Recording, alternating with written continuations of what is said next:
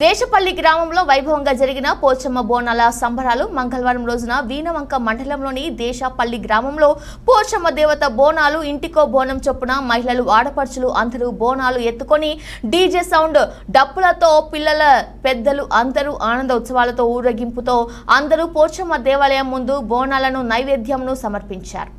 అందరూ అష్టైశ్వర్యాలతో ఆనందంగా ఉండాలని కోరుకోవడం జరిగింది. ఈ కార్యక్రమానికి గ్రామ పెద్దలు పిల్లలు ఆడపడుచులు అందరూ ఆనంద ఉత్సవాలతో పాల్గొన్నారు. ఎంపీపీ మున్సిపల్ రేణుక తిరుపతి రెడ్డి, సర్పంచ్ గాలెటి జ్యోతి సురేందర్ రెడ్డి, ఉప సర్పంచ్ నల్ల తిరుపతి రెడ్డి పాల్గొన్నారు.